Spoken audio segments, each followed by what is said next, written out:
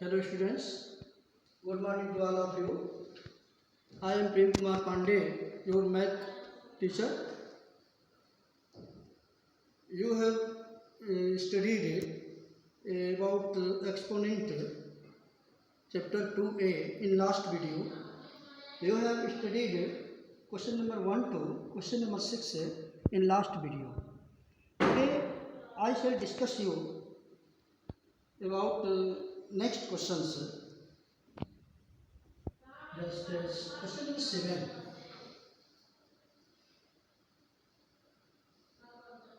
In question number 7, high power minus 1 into 3 power minus 1 यहाँ पे minus power है divided by 6 power minus 1। देखिए इसको कैसे हम सॉल्व कर रहे हैं।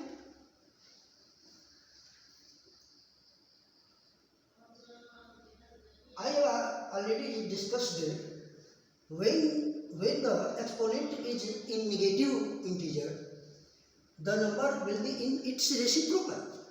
Just as 5 power minus 1. 5 power minus 1 means 1 by 5. Reciprocal of 5.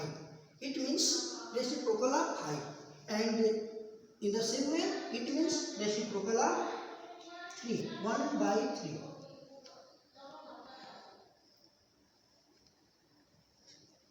अब इसके बाद हम तोड़ेंगे इसको, ये 1 by 6, ये भी 1 by 6 हो गया। अब यहाँ पे 1 into 1, 5 into 3, 15 power minus 1 divided by 1 by 6। तो अब यहाँ पे हो जाएगा 1, अब जो है इसका रेसिप्रोकल हो जाएगा, यहाँ पे माइनस है तो रेसिप्रोकल ऑफ 1 by 15 यानी 15 by 1, यहाँ पे रेसिप्रोकल हो गया। अब ये कभी भी जो है डिवीजन का साइन रहेगा तो डिवीजन के बाद जो भी संख्या होगा, जो भी फ्रैक्शन होगा, वो रेसिप्रोकल में चेंज हो जाएगा इनटू 6 by 1। तो 6 by 1, अब देखेंगे नीचे दोनों में डिनोमिनेटर 1 आया और ऊपर जो है 15 और 6 आया, तो 15 6 जा 90 हो गया। 90 by 1 इक्वल टू 90। इसका जो है सोल्यूशन हो गया 90। Next question number 8। Question number 8 को हम देखते हैं। यहाँ पे दिया है 2 power 0 plus 3 power minus 1 bracket में है इंटू 3 पावर 2।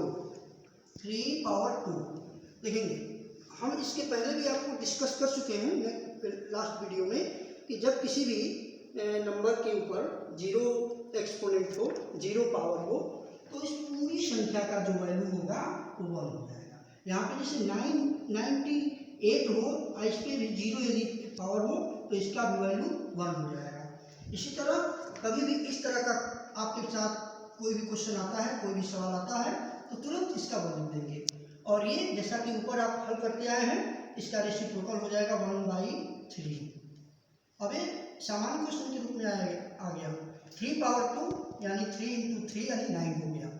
अब इसको सॉल्व करेंगे, चाहे तो यहाँ पे एलसीएम लेके हल कर सकते हैं, और वैसे भी आप 3 1 जा 3 प्लस 1 by 3 into 9, तो 3 1 4 by 3 into 9, इससे काट देंगे इसको 3 टाइम्स। अब ये हो जाएगा 4 into 3 बराबर 12, सॉरी यहाँ पे हो जाएगा 12 हो जाएगा। तो ये आपका सॉल्यूशन हो गया। इस तरह आप और भी यहाँ पे क्वेश्चन नंबर 2 है, इसका 3rd है, इसको इसी बेस पे सॉल्व कर लेंगे। और क्वेश्चन नंबर 9th में देखेंगे। 9th में एक क्वेश्चन डिफरेंट है, इसको हम सॉल्व कर दे रहे हैं।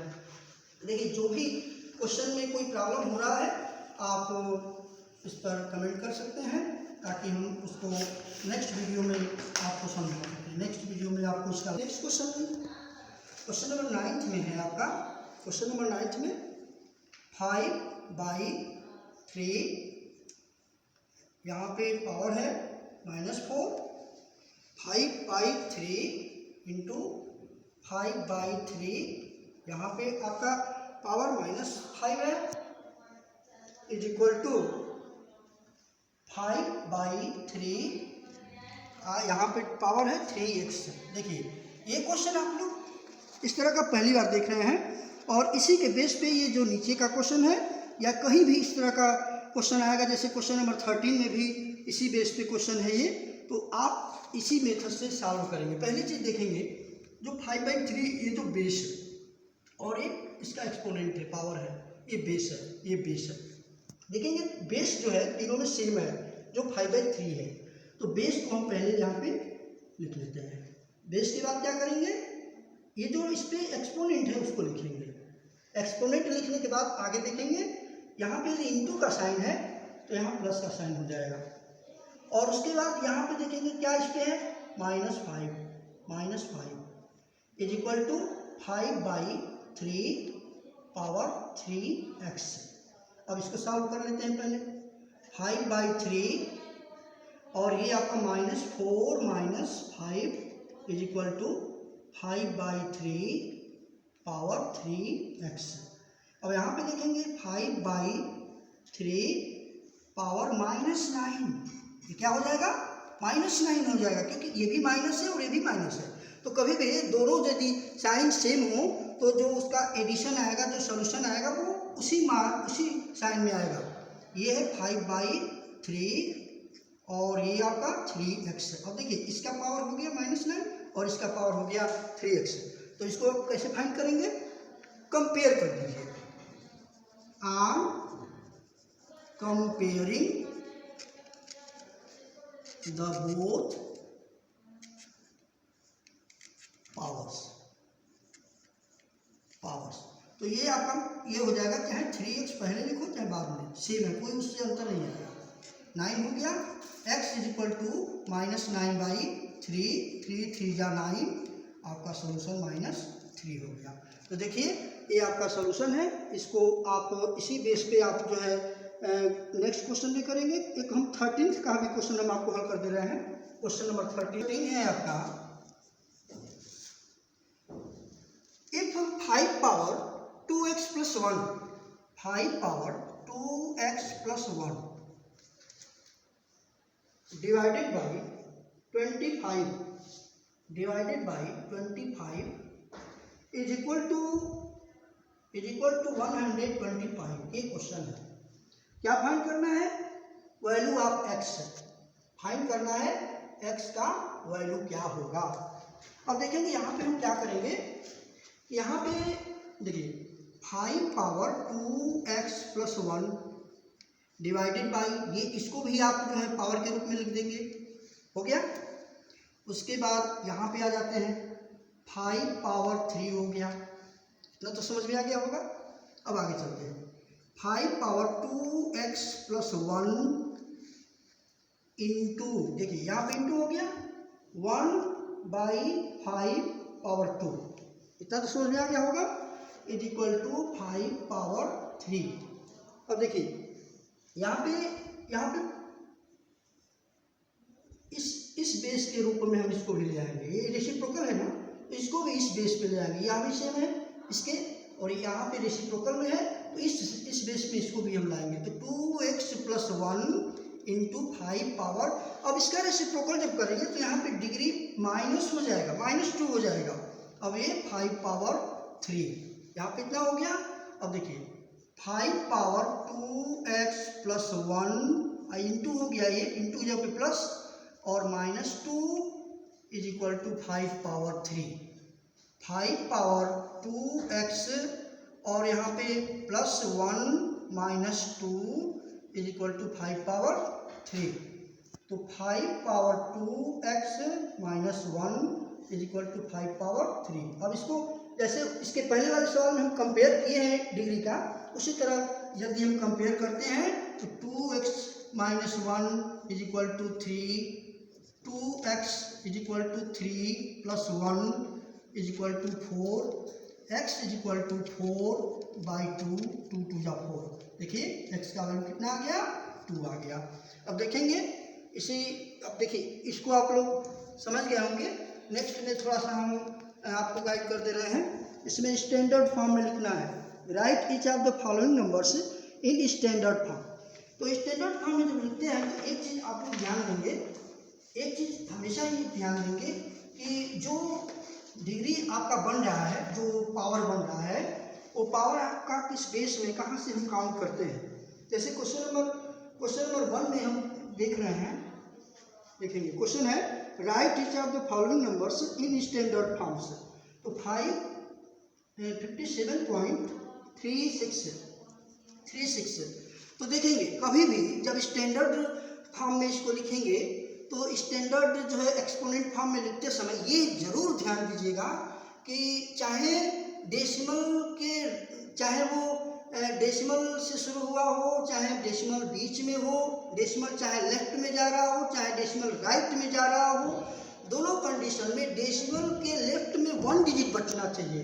तो यहाँ पे इसको लिख सकते हैं 57 × 3 6 × 10 टू द पावर 0, इसको लिख सकते हैं, इसको ऐसे लिख सकते हैं। अब अगले स्टेप में आएंगे तो ये डेसिमल आ जाएगा यहाँ पे, तो 5.736 इंटू जितना डिजिट आएगा लेफ्ट में, एक्सपोनेंट पॉजिटिव में होगा, पावर 10 का पॉजिटिव में होगा, यहाँ पे 1 पावर हो गया। आइए ये तो आपको समझाने के लिए लिखे हैं, फिलहाल इसकी जरूरत नहीं है, ये आपको लिखने की जरूरत नहीं है। अब यहाँ पे अब ये इसका सही हल, इसका अंतिम जो सलूशन है वो हो जाएगा इंटू 10 टू द पावर, अब इसको और इसको ऐड करेंगे तो 1 हो जाएगा। एक क्वेश्चन और समझा दे रहे हैं, 3 5 और इसके आगे 5 0 है, 1 2 3 4 5। अब देखिए, अब यहाँ पे इसको ऐसे हम करते हैं, पहले 0 इसको 2 खंड में बांट के हम करते हैं, 1 2 3 4 5 हो गया ना। अब एक चीज़ बताइए, इस पर कितना 0 है, 5 है, तो 5 है तो इसका मतलब हो गया पावर 5 हो गया। अब इसको जो है जब तोड़ेंगे तो 3.5 इंटू 10 टू द पावर 1 हो जाएगा, 1 डिजिट इधर आया है, इंटू 10 टू द पावर 5, तो 3.5 into 10 to the power 1 plus 5 is equal to 3.5 into power into 10 power 6 हो जाएगा। ये इसका सॉल्यूशन हो जाएगा। और इधर जो है जब यहाँ पे जब पहले जैसे आपको बताया हूँ 0.00 यदि 3 होगा तो आपको एक चीज़ ध्यान देना, यहाँ पे हम डेसिमल को यहाँ पे राइट से लेफ्ट में लाए हैं तो यहाँ पे डिग्री पॉजिटिव रहा है। अब यहाँ पे इसको हम लेफ्ट से राइट में ले जाएंगे तो डिग्री निगेटिव रहेगी, और इसको हम यहाँ तक ले आएंगे, तो ये हो जाएगा 3 इंटू 10 टू द पावर 1 2 3 -3। ऐसे ही सारा सवाल आप लोग सॉल्व करेंगे। उम्मीद करते हैं कि आप लोगों को ये समझ में आ गया होगा, और जो भी प्रॉब्लम होगा कमेंट के थ्रू आप लोग कमेंट कीजिएगा, और नेक्स्ट जो क्वेश्चंस होंगे उसको हम नेक्स्ट वीडियो में आप लोगों को प्रोवाइड करेंगे। जितना भी क्वेश्चन है सबको होमवर्क में पूरा करके और आप लोग सेंड करेंगे। Thank you.